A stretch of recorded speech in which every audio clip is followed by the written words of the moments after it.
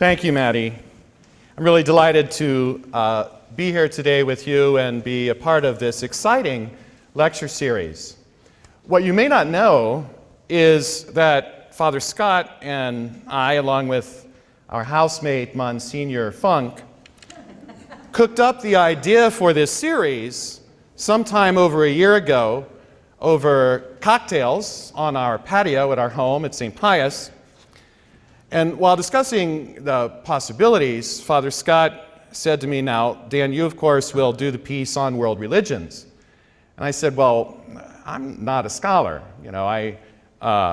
Besides," I said, "Scott, you wrote the book on interreligious dialogue."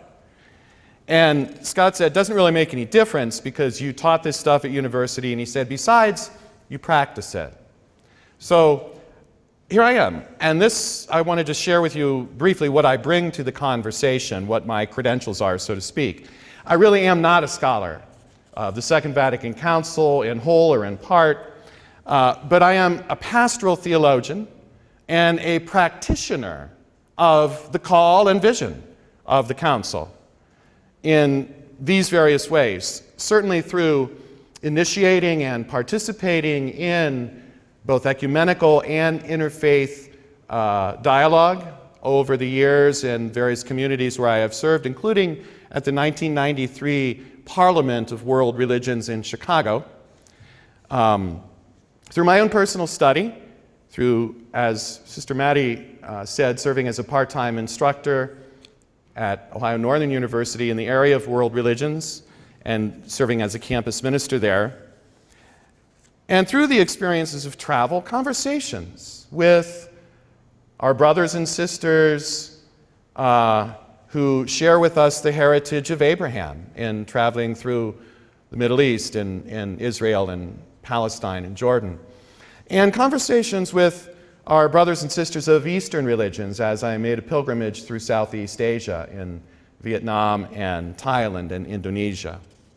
Now, as I told my parishioners and our school children last week when we celebrated the 50th anniversary of the opening session of the Council, I was 3 years old at that time.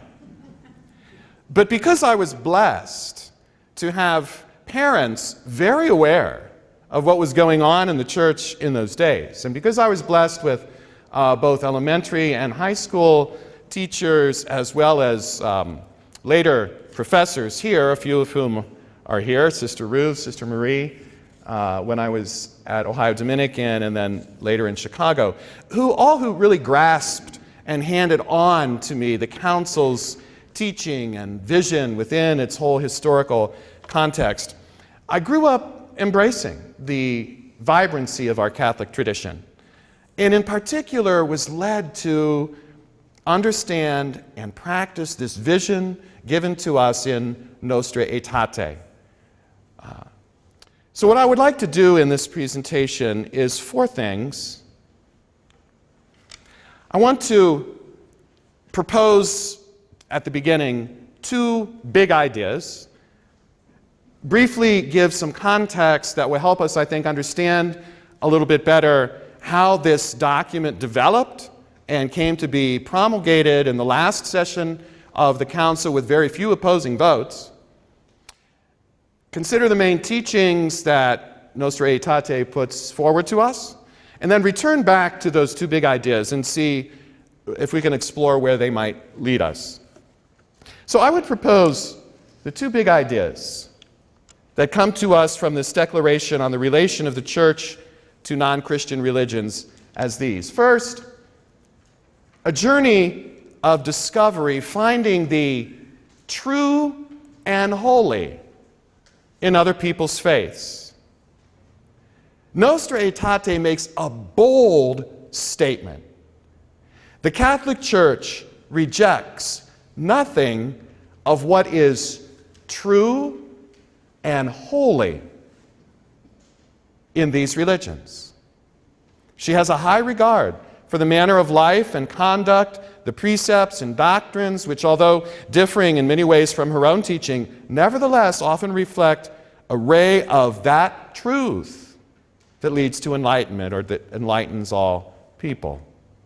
This is a profound acknowledgement.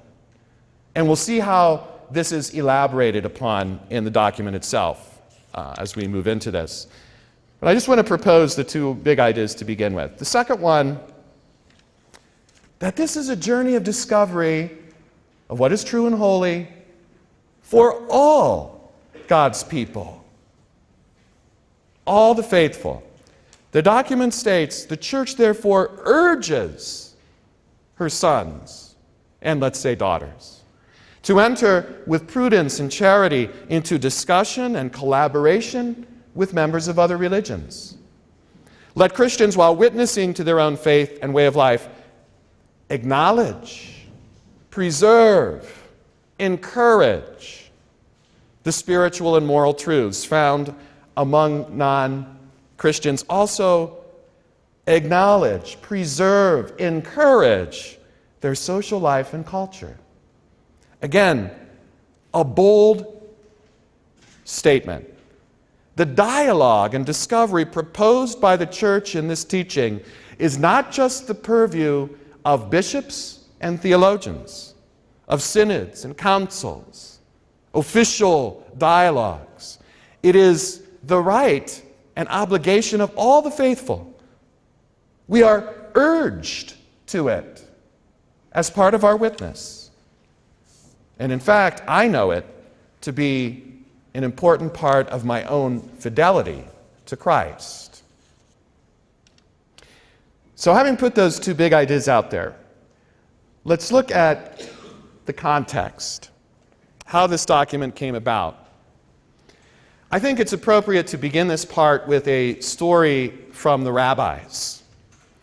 A man had been wandering around in a forest for several days, unable to find his way out. Seeing another man finally approaching him, he asked him, "Brother, will you please tell me the way out of the forest?" And said the other, "I don't know the way out either, for I too have been wandering here for many days. But this much I can tell you. The way I have gone is not the way." Many of the ways we, the church, have gone in the past in our relations with non-Christians is not the way to walk. And there's an implicit acknowledgement of this in this document. We look at the Crusades, the Inquisition, coerced conversion by missionary zealots, manipulation of rulers and governments, deafening silence by some during the Holocaust. All a part of our history. And remember that as part of the celebration of the church's entrance into the new millennium, if you'll recall back then, all Catholics were invited by Pope John Paul II with him to express sorrow, seek forgiveness for some of these past errors, and resolve to strengthen a new world in this new millennium that has space for all God's children. So the path that we are walking now with people of other faiths in these modern times is laid out in this document, Nostra Aetate. The reason I wanted to start with a story from the rabbis is because the document was first envisioned as a statement only on the church's relationship with the Jewish people. John the 23rd personally requested preparation of a draft document on the Jews for deliberation at the council. But this Jewish question ended up being one of the most politically charged issues treated by the council. To make a long story short, I would mention 4 factors involved in how the document developed. First, let's look at the issues involved in the debate about the Jewish people. On the one hand, there was a minority but very strong and vocal group of bishops who insisted that an anti-Jewish view was an integral part of Catholic tradition and could not be reversed. This view is reflected in this idea of the collective guilt of the Jewish people for the crucifixion of Jesus, and this theory of supersessionism. Supersessionism. Say that fast 5 times. Which says that the Christian church, by the new covenant in Jesus, supersedes or it displaces or replaces the people of the old or the first covenant between God and the Jewish people. According to this theory, the old covenant ended with the coming of Jesus, the Messiah. So this was a very present vocal minority position at the council.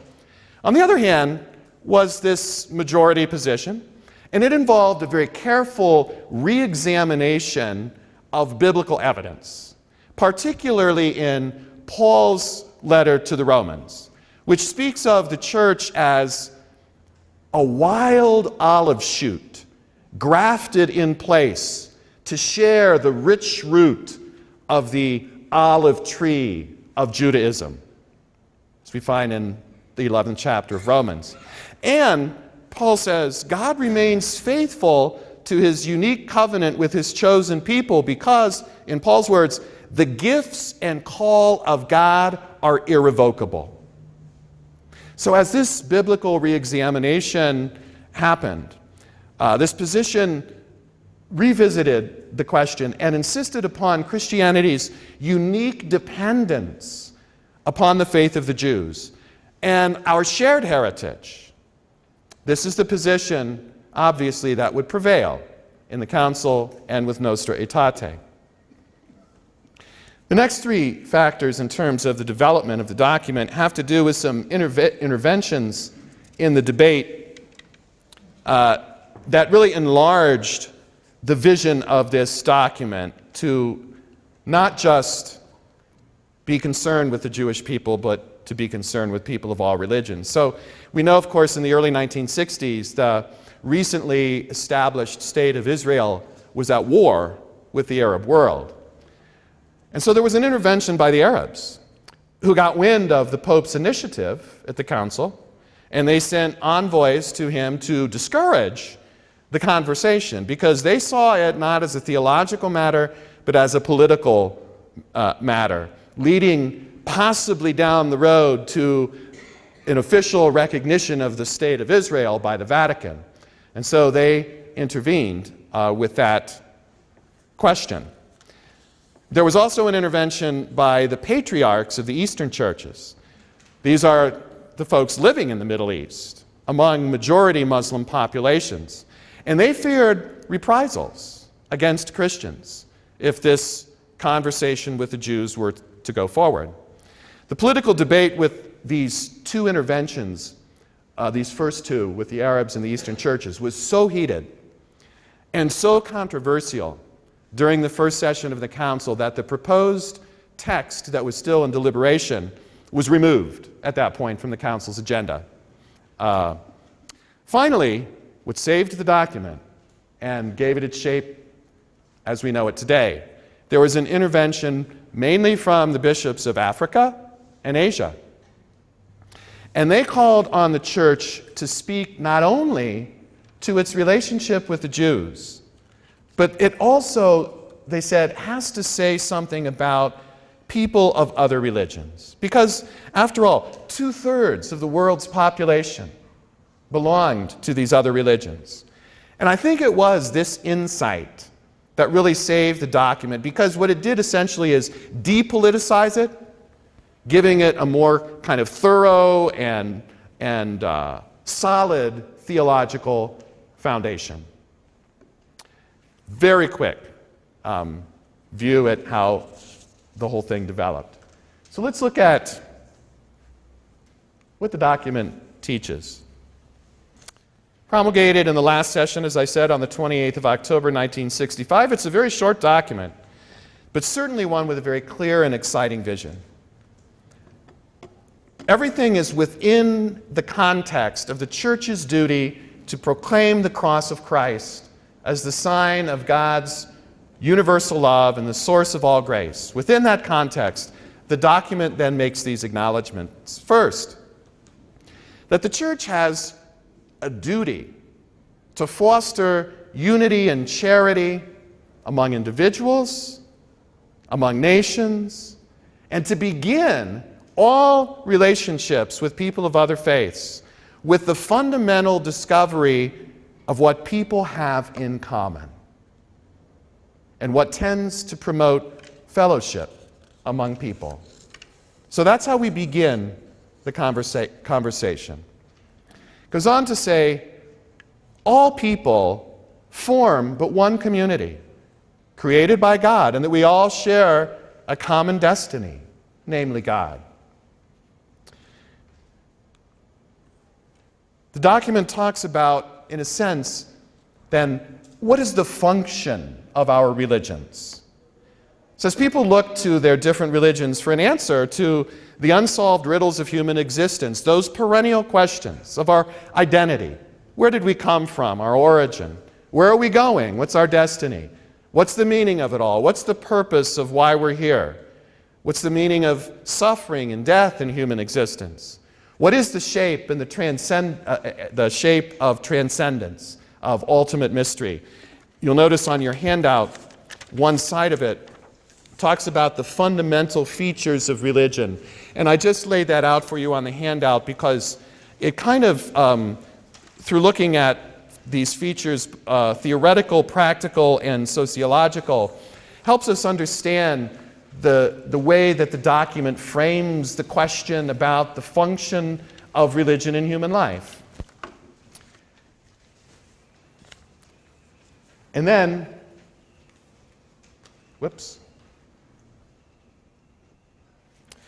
yes, the Catholic Church, as we said at the beginning, rejects nothing of what is true and holy in other religions. Now, this is, as I said, just an incredibly bold statement.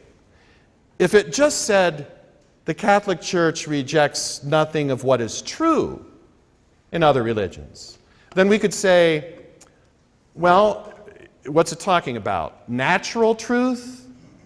You know, kind of what we can come to from human reason? Or supernatural truth? What God reveals to human beings? But when it combines the two, true and holy, something cannot be holy unless it's of God. And I think this is where the boldness of this document comes out. And so, pointing the way for us to see what is true and holy in some of the other religions, the document goes on to talk about some of those religions in particular.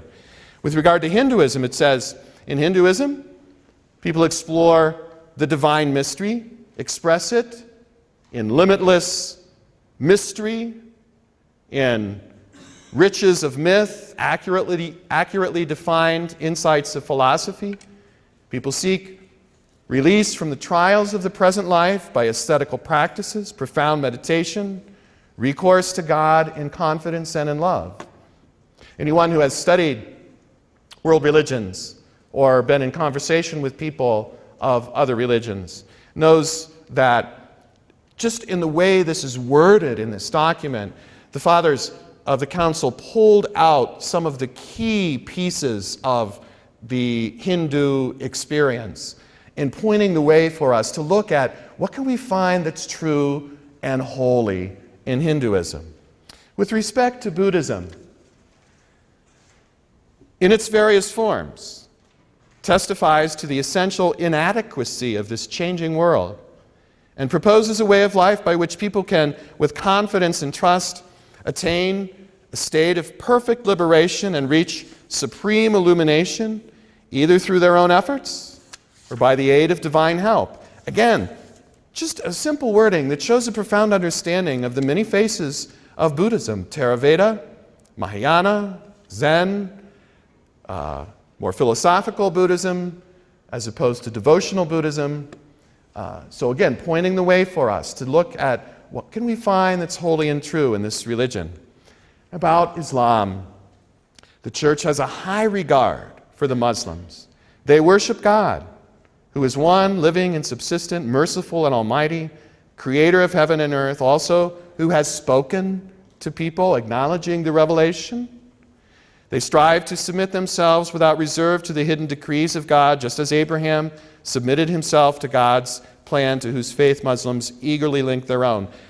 Again, in a very few words, acknowledging that we have a special relationship with Muslims who share with us the heritage of Abraham, acknowledging their revelation, saying they worship God, acknowledging that we worship the same God. A longer portion of the document, as you might imagine, because of its origins, is given over to our relationship with the Jews, acknowledging that, excuse me, in God's plan of salvation, the beginning of our Christian faith and election is to be found in the patriarchs, Moses and the prophets. So this common spiritual heritage is highlighted with several scripture sources in the document, reinforcing what they go on to say, that the church deplores all hatreds, persecutions, displays of anti-Semitism leveled at any time or from any source against the Jews. In essence, the church here comes to terms with its own anti-Semitism, which we know reaches back at least to that prince of patristic teachers, John Chrysostom, who took the Christians at Antioch to task for regarding the Jews with respect. John Chrysostom wrote, "The synagogue is not only a brothel and a theater, it is also a den of robbers and a lodging for wild beasts. God is not worshipped there. Heaven forbid, from now on it remains a place of idolatry." And that, of course, carries on throughout the Christian tradition. I would just highlight a conversation between Hitler and two bishops in April 1933. When they began raising questions about the German policy toward the Jews, Hitler said to them he was simply completing what Christian teaching and preaching had been saying about the Jews for the better part of 1900 years. The document goes on to acknowledge all other religions throughout the world which attempt in their own ways to calm the hearts of men by outlining a program of life covering doctrine, moral precepts, and sacred rites. And finally, Nostra Aetate teaches that there is no basis either in theory or in practice for any discrimination, whether it's among individuals, people to people, arising from human dignity, or the rights which flow from human dignity, and that the Church reproves as foreign to the mind of Christ any discrimination against people or harassment of them on the basis of their race, color, condition in life, or religion. And again, all members of the Church, as we said, are urged to enter into discussion and collaboration with members of other religions. And so we return to the two big ideas. The journey of discovery, finding the true and holy in other people's faiths, and that it is a journey of discovery for all God's people. Now we might ask, where does this journey take us? What's the goal, then, of our dialogue with people of other faiths? I would suggest that there are two major schools of thought on how to follow this path, and that these two approaches, interestingly, are not only, on the one hand, cause for debate among theologians, but they're also reflected in the official teaching documents of the Church. Most recently, Dominus Jesus, which was promulgated by the Congregation for the Doctrine of the Faith in June of 2000. Now, it might seem confusing to some, but of course everyone in this room knows that it's not at all uncommon in the Roman Catholic Church to experience internal conflict.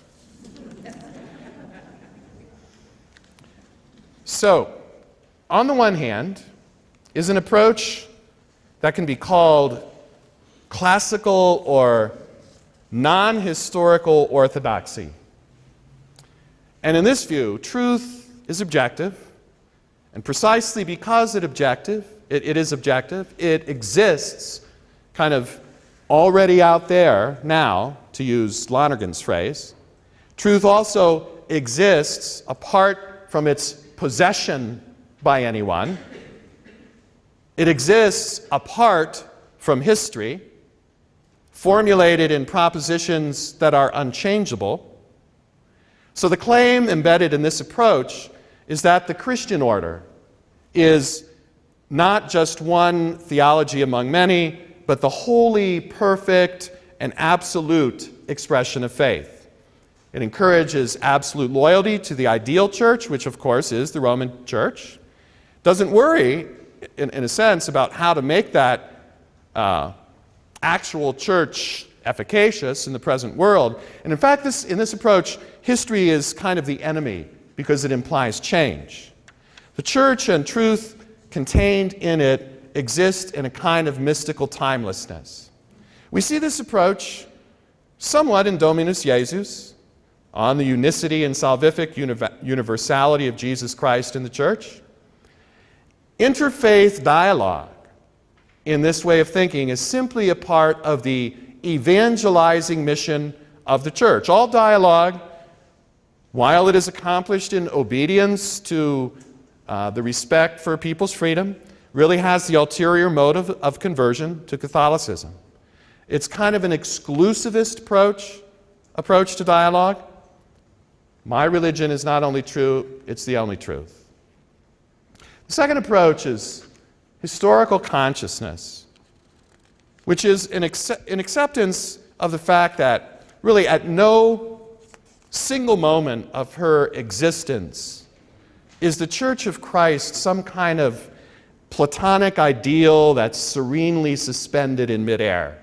But it's a recognition of the fact that in every phase of her pilgrim life, the Church is inescapably involved in the ebb and flow of history, not only in the external forms of her worship and the like, but in her inner grasp of God's revelation, not only in the accidentals that are at the outer edge of life, but in the essentials that are at the inner core of her being. While holding fast to truth as objective, the nature of truth as objective, this way of thinking is more concerned with the appropriation of it, our possession of truth, humanity's affirmation of truth, with, I just say humanity's progress in grasping and penetrating what is true. The goal of mission in the first approach is the church itself. In the historical consciousness approach, mission is concerned more with fostering the values of the kingdom of God as taught by Jesus. And again, both views are present and reflected both in documents and in behavior in the church. The declarations in Pro Dialogo, which is the journal of the Pontifical Council for Interreligious Affairs, contains reports on dialogues that have taken place over the years. That council hosted an interreligious assembly in Vatican City in 1999, had over 200 participants from some 50 countries representing 20 different religious traditions. John Paul II was a participant, and the journal reports this statement by him: "Awareness that the Spirit of God works where He wills stops us from making hasty and dangerous judgments, because it evokes appreciation of what lies hidden in the hearts of others." Appreciation of what lies hidden in the hearts of others. This opens the way to reconciliation, harmony, and peace. From this spiritual awareness spring compassion, generosity, humility, modesty, courage, and perseverance. Sounds like king values of the kingdom. These are the qualities that humanity needs more than ever as it moves into the new millennium. End quote. So now, of course, John Paul II was not diffident or halting in his confession of the lordship of Jesus. But I think his behavior here shows, in his words, that neither is he disrespectful of others' self-definition of their own religious identity and truth. His statement reflects that emphasis on the values of the kingdom as taught by Jesus. So interfaith dialogue proceeds in this second view as a pluralistic approach, open to to what is true and holy, told in every religion, recognizing all other religions as necessary partners in the search for a more just and peaceful world.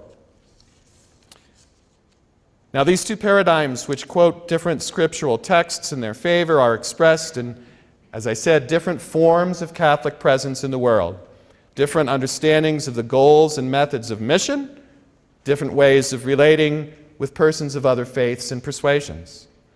And they continue to be kind of an ongoing debate, in a sense, in the church. I want to conclude with a personal reflection, inspired in part by a major feast that we celebrate as Christians every year, the Feast of Epiphany, which is so rich with themes and images, but perhaps the most central being that of universality, the universality of salvation.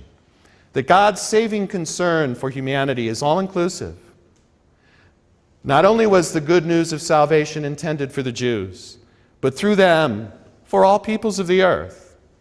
One of the great ironies in the Epiphany Gospel is that it was the Magi, Gentiles and pagans, who first recognized the light of Jesus and made the journey to that light. One of the challenges for us in Epiphany's theme of universality is this.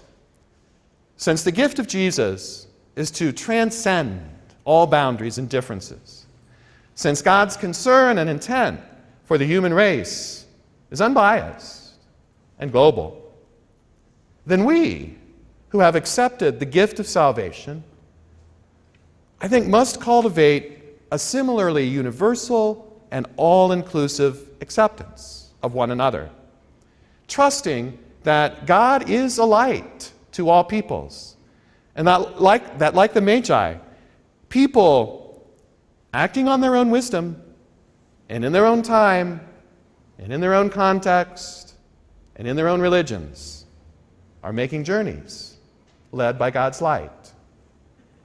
I grew up a fairly traditional Catholic, and so I am today.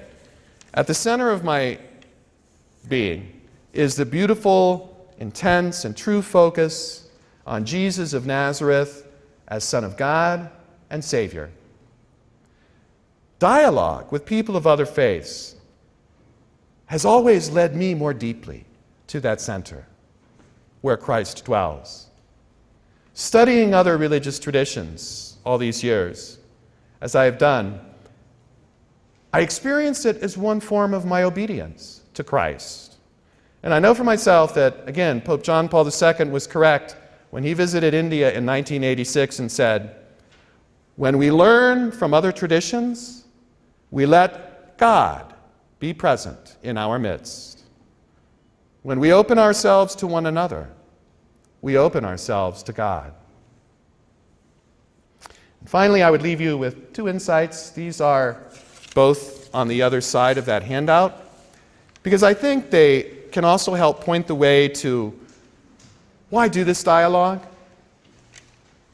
Houston Smith, arguably one of the great scholars of religion, world religions, said, if we take the world's enduring religions at their best, it's important, at their best instead of their worst, we can discover the distilled wisdom of the human race. I think Nostra Aetate would agree with that. And finally, Hans Kung, the goal of a worldwide understanding between the religions should be a shared ethic for humankind, not to replace religion.